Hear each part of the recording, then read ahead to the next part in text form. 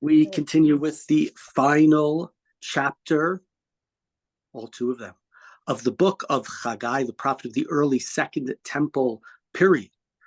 So he continues. This is going to be a new prophecy. Yes, b'shivii be'esrim ve'echad lachodesh hayad dvar Adonai b'yad Haggai hanavi lemor. So it's the 21st day of the 7th month, which is about a month later. He was talking in the 6th month of Elul yesterday, where Bnei Israel listened to his prophecies from God to rebuild the temple, to stop saying they're too poor, that they don't have enough to build it. And now it's the 21st day of the 7th month, which I believe is towards the end of the holiday of Sukkot. And what is Haggai told to do? Emorna el Zerubbabel ben Shaltiel pachat Yehuda vel Yoshua ben Yehotzadak hakohen hagadol ve'shirit ha'am lemu. So the same people who were addressed in the first chapter, the political leader Zerubbabel, again the descendant of King David. We didn't talk about his name. There's all sorts of different attempted explanations of his name. Zar Bavel. Zar means like a stranger, an alien to Bavel, in the sense that, they say he's alien to Bavel. He represents coming back to Jerusalem. Maybe his name means like Zerah Bavel. Zerah means progeny. He was the progeny of Bavel, but he moves back to Israel. So there are different attempts to try to understand exactly what his name is, but clearly he's somebody who is leading the Jewish people back from Bavel, where they were sent in exile before and during the destruction of the Beit HaMikdash. So Haggai has to speak to him as well as to the high priest Yoshua and the remnants of the Jews that are left. And what is he supposed to say? Verse 3, He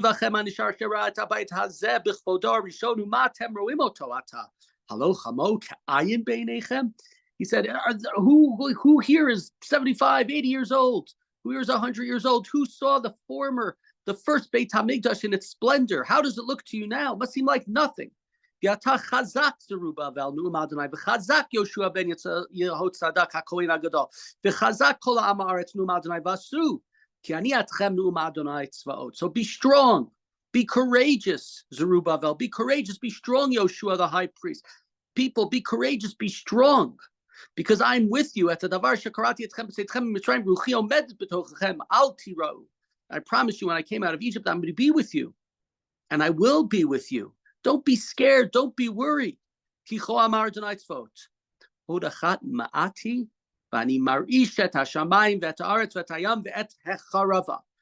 in just a little bit longer, I am going to shake the heavens, the earth, the sea, the dry land. I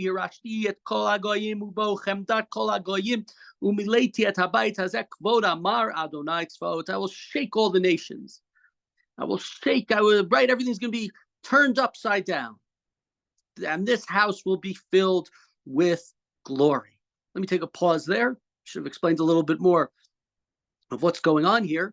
As we alluded to in yesterday's chapter, this temple is not the grandiose temple of Shlomo. This was a bunch of, we'll just say, not so wealthy people, average people, poor people, who somehow scraped together whatever they could. They went up to the mountain, they cut down some trees, and they built some sort of temple to God to replace the first temple. It was not the grandiose temple of the first temple, and the people are looking at it, and we'll see this further in the book of Ezra. Ezra details it more, and he talks about the day of the consecration of the temple. They're screaming, and you couldn't tell if it's the screaming of joy and happiness or the screaming of crying and dissatisfaction of what this temple is compared to what came before it. That the elderly looked in and they said, this is not the temple. This is not the great Beit HaMikdash. What is this thing? And so here, what Haggai is communicating to Bnei Yisrael from God is, you built the temple and I'm with you. And good things are going to happen. He continues with that in verse 8. The silver is mine. The gold is mine. Right? Don't worry about it. That doesn't look so good. Gadol yek vod habayit hazeh acharon min harishon amar Adonai tzvaot. The glory of the second house, or the later house, doesn't say second, will be greater than the first one, says God. And in this place, I will grant peace. My English here says prosperity. Shalom, I think, means more peace. Maybe it's being translated as prosperity, because in context, it's talking about how the people feel poor and they feel that their house is not great and not grandiose again. Now, this verse of course, raises a question, because last time I checked, the kavod of the second temple, the respect, the glory of the second temple was not as great as that of the first temple. Talmud talks about that there are a number of things, including the Aron, the Ark, that were missing from the second temple, that were in the first temple. It never was fully itself. And so there are those who say that it's talking about not the second temple, but talking about the third temple, which is a very difficult thing to say, because clearly in context here, Haggai is talking about the second temple. But we'll see here, we'll see in the next number of verses, is some of the hopeful prophecies that Haggai gives, unfortunately, do not come true. Continue in verse 10, we get to the next prophecy. So it's the 24th day of the 9th month, approximately 2 months later. So it's the day before what we call Hanukkah now, right? That's the right Tishrei, Cheshvan, Kislev, the 9th month of the year. So it's in the winter, and it's the second year of Daryavesh, and God comes to Haggai and says, Ko amar Adonai Tzvaot. We're in verse 11. Sha'alna et hakohanim Torah lemor. Go and seek a ruling. Go ask the priests a question. Heini sa'ish psar kodesh b'knaf bigdo v'naga b'knafo el alechem ve'al nazid ve'al hayayin ve'al Hashem ve'kol ma'achal ha'yikdash v'yanu akonim v'yamru lo. If somebody is carrying sacrificial flesh, somebody's carrying part of a karban in their garment, and that fold touches bread or different types of food, wine and oil, will the latter become holy? And the priests say no. Haggai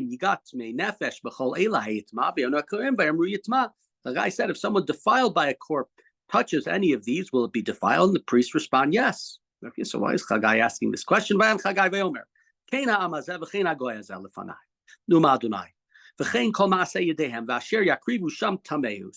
Haggai says, this is what in a sense what God is saying. This is what this nation looks like to me.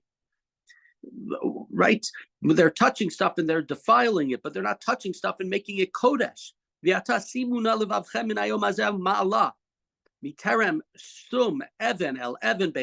And so from this day, as long as no stone has been laid on another in the house of God, Miotam ba el aremat esrim vaita asara ba el ayekef lachsof chamishim pura vaita esrim. If one came and saw 20 of something, and it would yield only 10, and if one came to wine and is trying to get 50 measures, but it would press and yield only 20, right? You guys are saying everything is too small, and you're looking at everything as if it's like the cup is half empty. You touch something with something tameh, it becomes tameh. Touch something with something tahor, something kodesh, it doesn't become kodesh.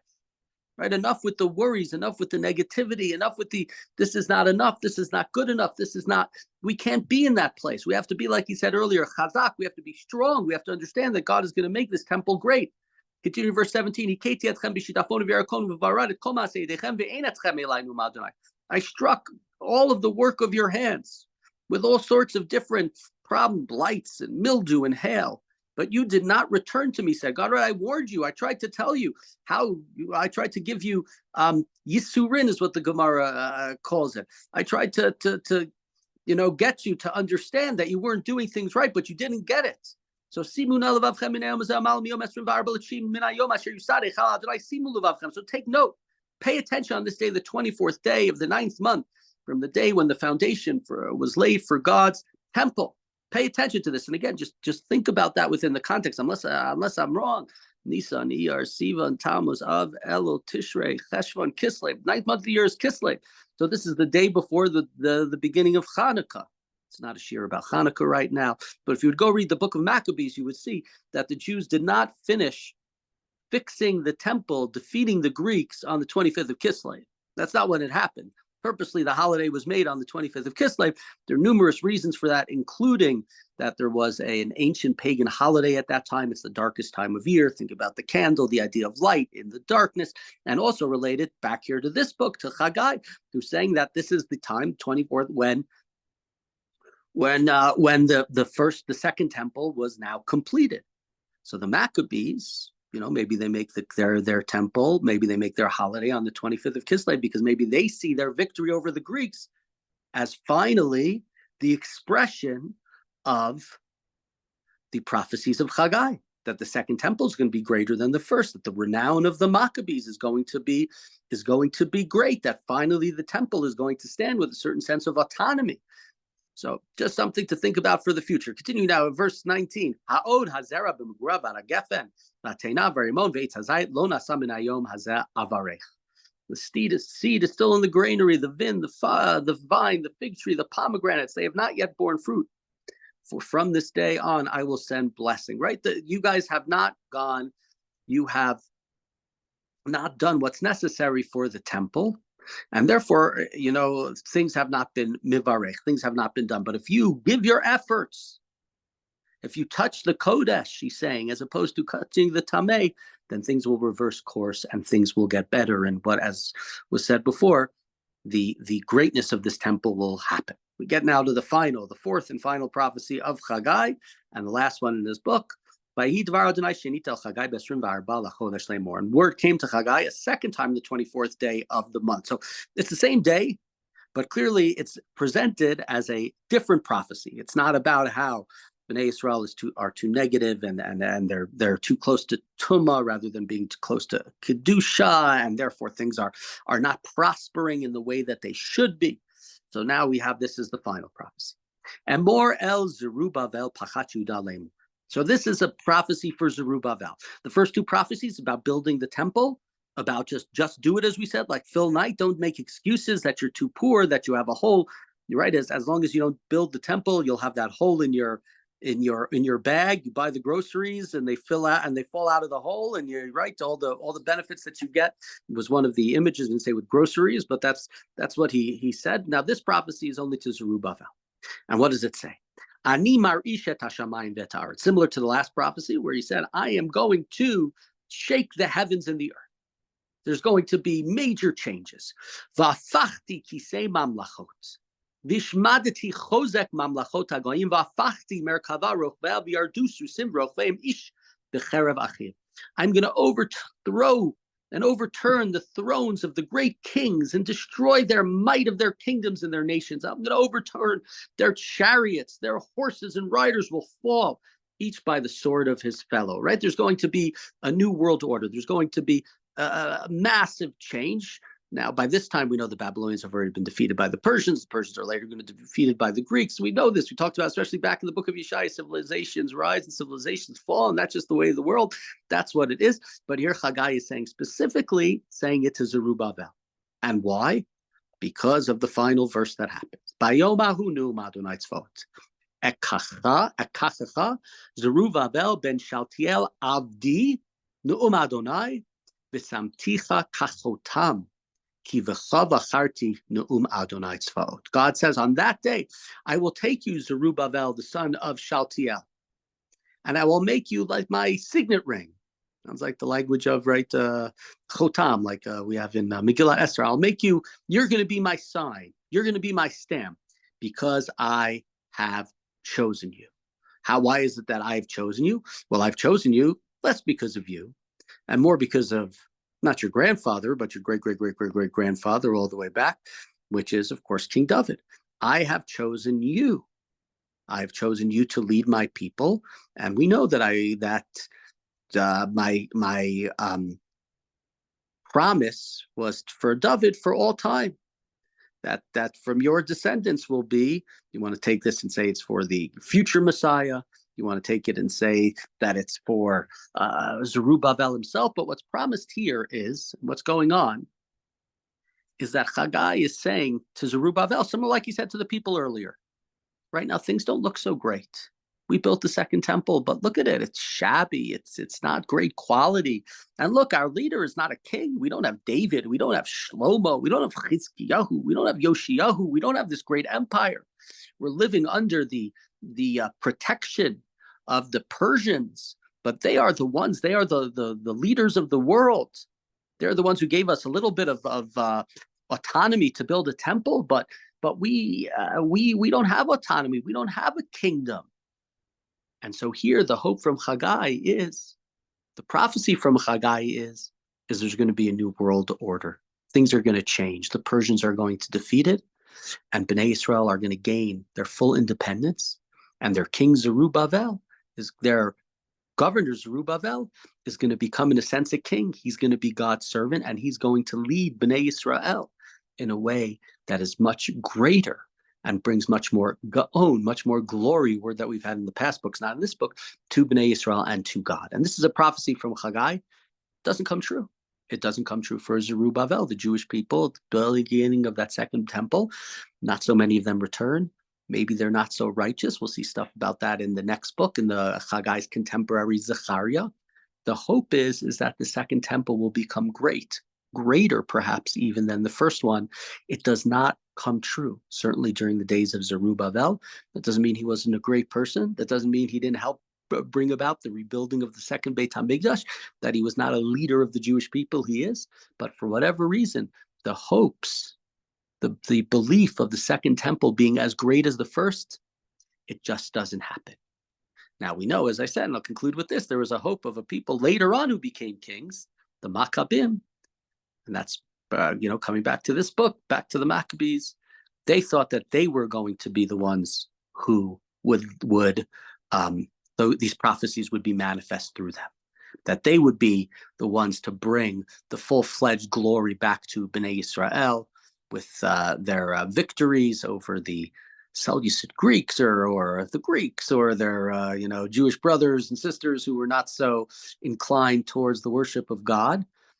But that doesn't really fully happen either. And so it's one of these places, and we've seen this before, and it's a great question that's asked, what does it mean a prophecy? How is it a prophecy, and how is he a prophet if what he says doesn't come true? But this is a hope. This is an aspiration. It doesn't say for sure it's going to happen. It only happens, like so many of the prophecies, staving off destruction, full-fledged glory, if Bnei Yisrael go and participate and do that which God asks. They don't. So they build the temple. They are able to bring sacrifices. They have greater success. But does it reach the pinnacle? Does it reach that which Haggai hopes for, and Haggai says this to Zerubbabel? Unfortunately, it doesn't. We still unfortunately have to await the day when it does. So we finish the book of Haggai, and we'll continue with a longer book, 7 times as long, this contemporary Zechariah, starting tomorrow.